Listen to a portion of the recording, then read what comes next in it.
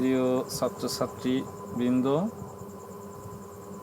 BLK Mir Ismail Hossain মাধ্যমিক বিদ্যালয়ের পক্ষ থেকে সবাইকে স্বাগত জানাচ্ছি। আজকে আমি নবম দশম শ্রেণী ক্লাসের বই পড়া প্রবন্ধ নিয়ে তোমাদের সামনে আলোচনা করব। আশা করি তোমরা ক্লাসটি মনোযোগ সহকারে দেখবে। আমি আজকের ক্লাসে প্রথম অংশ নিয়ে কথা বলবো, পরবর্তীতে পরের অংশগুলো নিয়ে আমি কথা বলবো। আমি প্রথমেই তোমাদেরকে একটা ছবি দেখাচ্ছি। একটা ছেলে সামনে বই নিয়ে বসে আছে। তো এটা বই পড়া, এ থেকেই বোঝা যাচ্ছে যে আমরা আজকের পাঠ বই পড়া নিয়ে আলোচনা করব। বই পড়া প্রবন্ধ নিয়ে আলোচনা করার আগে আমি তোমাদেরকে লেখক পরিচিতি সম্পর্কে একটু আলোকপাত করব। দেখো, মাঝখানে প্রমথ চৌধুরী এর ছবি আছে। তার জন্ম 1868 সালে।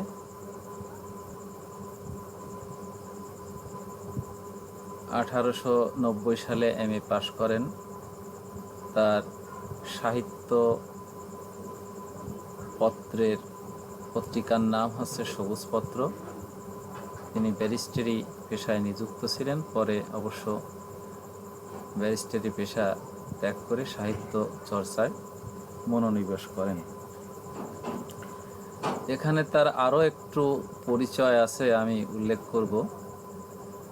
সে রবীন্দ্রনাথ ঠাকুরের ভাতিজি জামাই, অর্থাৎ রবি ঠাকুরের অত্যন্ত নিকটতম আত্মীয়।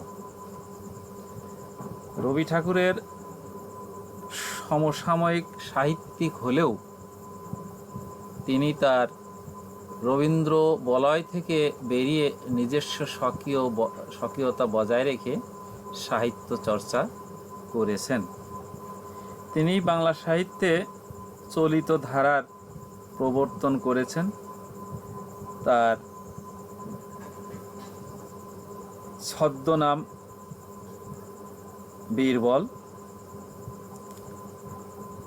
এই সবুজপত্র পত্রিকার অবলম্বন করেই এই বীরবলী সাহিত্য সমাজ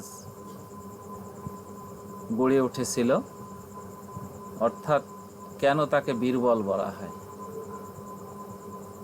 উনি লিখার কাছে কোনো কার্পণ্যতা করেননি বা কোনো সমাজের কোনো চাপের রক্তচক্ষুকে উনি উপেক্ষা করে চলেছেন, যে কারণেই তাকে বীরবল উপাধি দেয়া হয়। তার অনেক সৃষ্টি আছে। সৃষ্টি উল্লেখযোগ্য গ্রন্থের ভিতরে রয়েছে বীরবলের হালখাতা, রায়তের কথা, চার ইয়ারির কথা, আহুতি, প্রবন্ধ সংগ্রহ, নীললোহিত ইত্যাদি। প্রমথ চৌধুরী 2 সেপ্টেম্বর 1946 সালে কলকাতায় পরলোক গমন করেন। আমি তোমাদের জন্য এবার একটু নিজেরা বই থেকে পাঠ করার জন্য বলবো। এ সময় নিজেরা একটু বই থেকে অংশবিশেষ পাঠ করো। প্রথম দিকে আমি অল্প কিছু সময় দেব তোমাদের। সেই সময় থেকে তোমরা পাঠ করো। আমি আশা করি পাঠ করেছ, সময় নিয়ে পাঠ শেষ করেছ।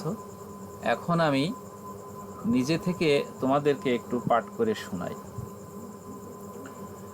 বই পড়া শখটা মানুষের সর্বশ্রেষ্ঠ শখ হলেও আমি কাউকে শখ হিসাবে বই পড়তে পরামর্শ দিতে চাইনি। প্রথমত, সে পরামর্শ কেউ গ্রাহ্য করবে না, কেননা আমরা জাত হিসাবে শৌখিন নই। দ্বিতীয়ত, অনেকেই তা কুপরামর্শ মনে করবেন, কেননা আমাদের এখন ঠিক শখ করার সময় নয়। আমাদের এই রোগ শোক দুঃখ দারিদ্র্যের দেশে সুন্দর জীবন ধারণ করাই যখন হয়েছে প্রধান সমস্যা, তখন সে জীবনকে সুন্দর করা, মহৎ করা প্রস্তাব অনেকেই কাছেই নিরর্থক ও নির্মম ঠেকবে। আমরা সাহিত্যের রস উপভোগ করতে প্রস্তুত নই, কিন্তু শিক্ষার ফল লাভের জন্য আমরা সকলেই উদ্বাহ। আমাদের বিশ্বাস, শিক্ষা আমাদের গায়ের জ্বালা ও চোখের জল দুই দূর করবে। এ আশা সম্ভবত দুরাশা, কিন্তু তা হলেও আমরা তা ত্যাগ করতে পারিনি, কেননা আমাদের উদ্ধারের জন্য কোনো সদুপায় আমরা চোখের সম্মুখে দেখতে পাইনি। শিক্ষার মাহাত্ম্য আমিও বিশ্বাস করি, এবং যিনি যাই বলুন, সাহিত্য চর্চা যে শিক্ষার সর্বপ্রধান অঙ্গ সে বিষয়ে কোনো সন্দেহ নেই। লোকে যে তা সন্দেহ করে, তার কারণ এ শিক্ষার ফল হাতে পাওয়া যায় না, অর্থাৎ তার কোনো নগদ বাজার দর নেই। এই কারণে ডেমোক্রেসি সাহিত্যের সার্থকতা বোঝে না, বোঝে শুধু অর্থের সার্থকতা। ডেমোক্রেসির গুরুরা চেয়েছিল সকলের সামনে সকলের সমান করতে, কিন্তু তাদের শিষ্যরা তাদের কথার উল্টো বুঝে প্রতিজনিত হতে চায় বড় মানুষ। কিন্তু বিশিষ্ট অভিজাত সভ্যতার উত্তরাধিকারী হয়েও ইংরেজি সভ্যতার সংস্পর্শে এসে আমরা ডেমোক্রেসির গুণগুলো আয়ত্ত করতে না পেরে তার দোষগুলো আত্মসাৎ করেছি। এর কারণ স্পষ্ট, ব্যাধি সংক্রমণ, স্বাস্থ্য নয়। আমাদের শিক্ষিত সমাজের লোলুপ দৃষ্টি আজ অর্থের উপরেই পড়ে রয়েছে। সুতরাং সাহিত্য চর্চার সুফল সম্বন্ধে অনেকেই সন্দিহান। আমি আজকে এ পর্যন্তই পড়লাম। এর ভিতরে আমরা দেখব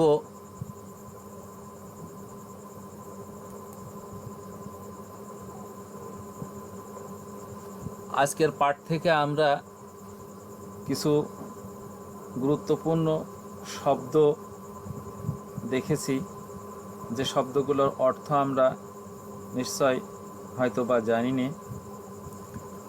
সেই শব্দগুলোর অর্থ আমরা জেনে নিতে পারি এই মুহূর্তে। যেমন ডেমোক্রেসি শব্দটা এখানে গণতন্ত্র হিসাবে দেয়া হয়েছে। ডেমোক্রেসির গুরু বলতে এখানে যারা গণতন্ত্রকে প্রাধান্য দিয়ে রাষ্ট্র পরিচালনা করতে ইচ্ছুক সেমন লোকদেরকে বোঝানো হয়েছে এখানে। শিক্ষার মাহাত্ম্য বলতে এখানে শিক্ষা মানুষের জন্য কি উপকার আনে, সমাজের জন্য কি উপকার আনে, সেটাকেই বোঝানো হয়েছে।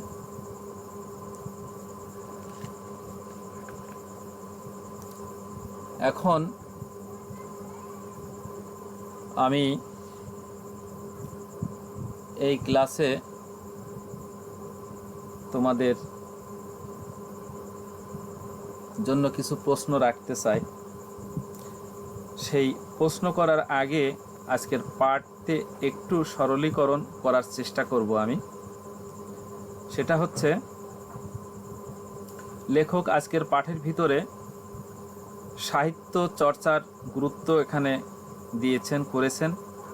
সাহিত্য আমাদের চর্চা করার কেন প্রয়োজন, লেখক এখানে বোঝাতে চেয়েছেন যে সাহিত্য এমন একটা বিষয় যে বিষয়ের জ্ঞানের সকল দিকগুলো পাওয়া যেয়ে থাকে, যা অন্য কোনো বিষয়ের উপরে পাওয়া যায় না। যেমন বিজ্ঞান আলোচনা করলে সেখানে বিজ্ঞানের বিষয়, গণিত আলোচনা করলে শুধু গণিতের বিষয়ই থাকে, বা ইতিহাস আলোচনা করলে শুধু ইতিহাসের বিষয়ই থাকে। কিন্তু সাহিত্য এমন একটা বিষয় যেখানে সকল বিষয়ই থাকে, যে কারণে লেখক এখানে জ্ঞান চর্চার জন্য সাহিত্য চর্চার উপরে গুরুত্ব দিয়েছেন। লেখক এখানে আরও বলেছেন যে সাহিত্যের কোনো বাজার দর, এখন নগদ বাজার দর পাওয়া যায় না। বাস্তবে আমরা এখন যদি জ্ঞান চর্চা করি, জ্ঞান চর্চা যদি কেউ বলে যে অর্থ শুধু অর্থই দেবে, আমাদের অর্থের জন্য জ্ঞান চর্চা করতে হবে, এটা নিরর্থক বৃথা চিন্তা। কিন্তু আমরা সমাজে করি কি, যে কোনো দিকটায় আমরা অর্থের দিকে দৃষ্টি দেই, যেখানে অর্থ নেই সেখানে আমরাও নেই। কিন্তু জ্ঞান চর্চা তো মূলত অর্থের জন্য নয়, জ্ঞান চর্চা করতে হবে আমাদের জ্ঞানের পরিধিকে বৃদ্ধি করার জন্য, সমাজের মঙ্গলের জন্য, নিজের মঙ্গলের জন্য। সে কারণেই এখানে জ্ঞান চর্চা করলে লেখক বোঝাতে চেয়েছেন যে আমাদের গায়ের জ্বালা চোখের জল দুইই মেটাবে, অর্থাৎ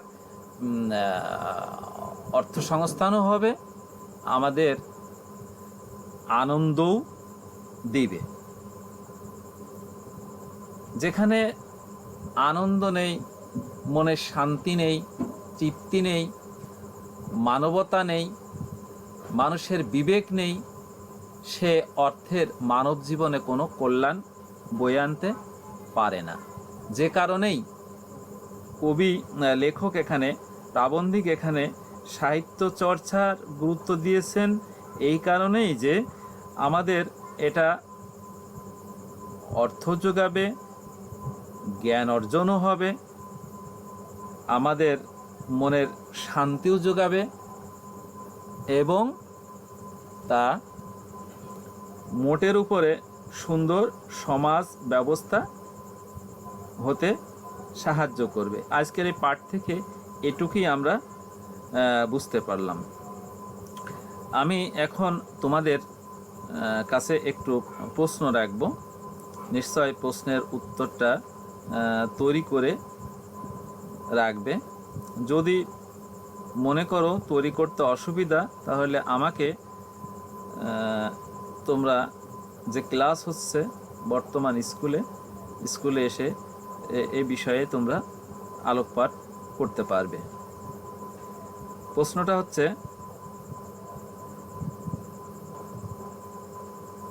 ব্যাধি সংক্রমণ স্বাস্থ্য নয়। আজকের আলোচনার ভিতরে এ কথাটা আলোকপাত করা হয়েছে, এর ব্যাখ্যা তোমরা করবে, এটুকুই আজকের প্রশ্ন। এই কথা বলে আজকের ক্লাস আমি শেষ করছি। সবাইকে ধন্যবাদ জানিয়ে প্রতিদিনকের ক্লাসে আসার আহ্বান রেখে আজকের ক্লাস শেষ করছি। আল্লাহ হাফেজ। ধন্যবাদ সবাইকে।